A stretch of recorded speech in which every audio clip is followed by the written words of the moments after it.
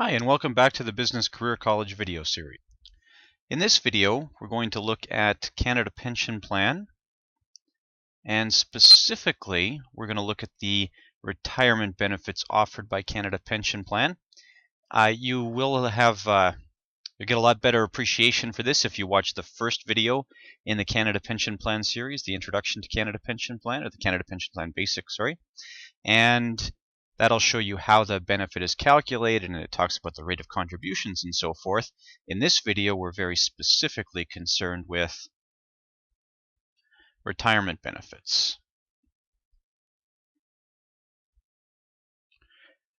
So the normal Canada Pension Plan retirement benefit starts at age 65.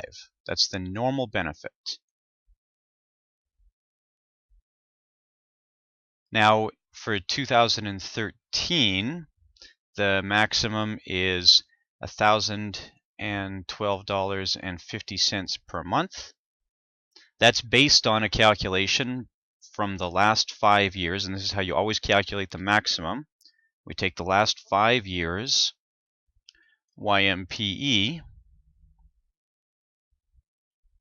and we're going to average that out. So just divide that by 5, sum that up, divide by 5.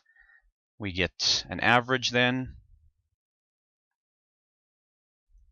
and then take that times 25%, and that gives you the annual Cpp maximum.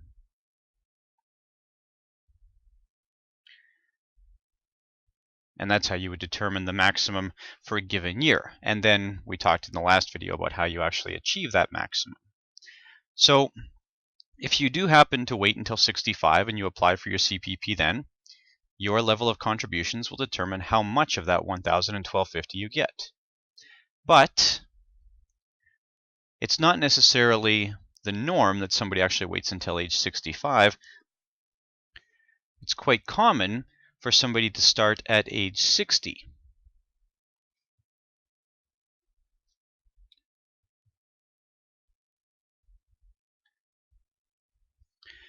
So if you do start at 60, there's got to be some consequence to this. So what we would do here is we say, all right, your benefit would have been, let's say, $900 a month. So let's say we have somebody who had a slightly smaller level of contribution than the maximum. This person would have had $900 a month at age 65, but now they're going to start at 60. So what we're going to do here is we're going to reduce the benefit, and the reduction works like this. We take the number of months that you're taking this early times, now I'm going to use 0.6% here. The reality is this is changing. It was 0.5% and it will be 0.6% by 2017. There's this sort of phased change that's happening, but we'll use 0.6%, and some exams still may be using 0.5 though, so you have to watch that.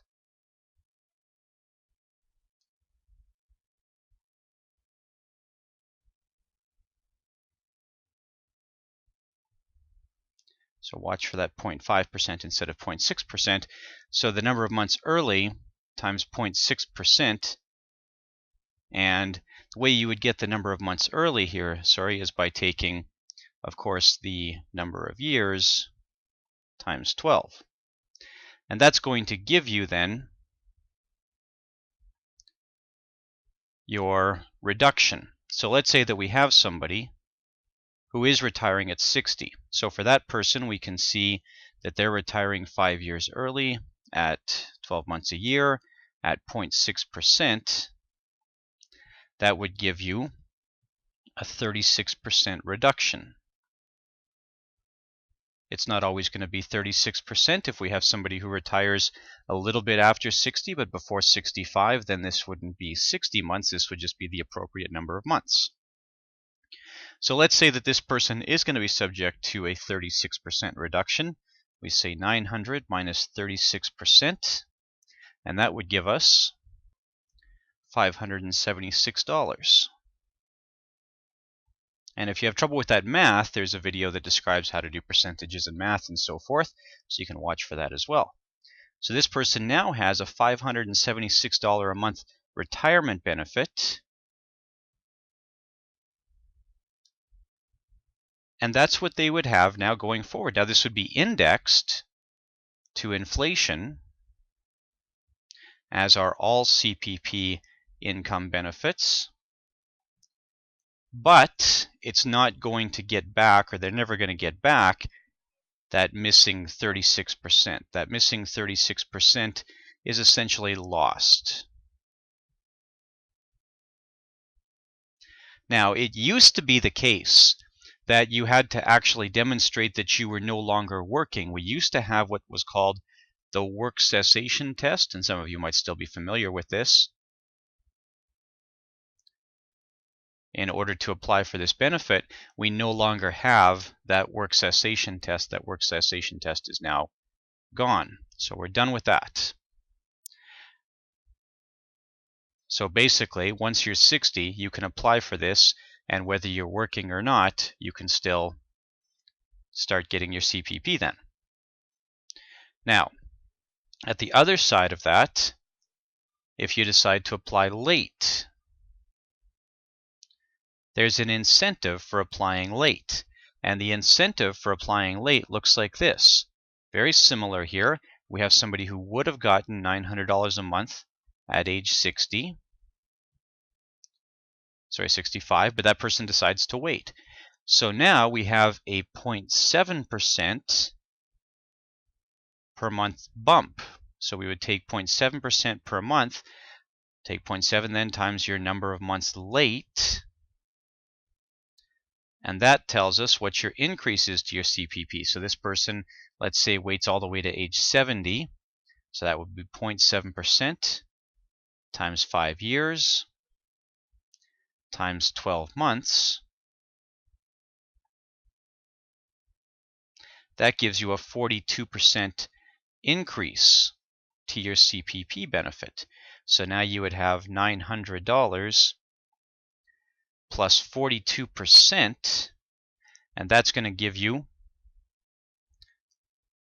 a $1,278 a month CPP benefit. Now you have to wait until age 70 to get that, or sometime between 65 and 70 we would do this calculation. And of course that's also going to be indexed to inflation. And you can see here there's some incentive now, and this is part of the intention of reforms to Canada Pension Plan introduced by the Government of Canada in 2011.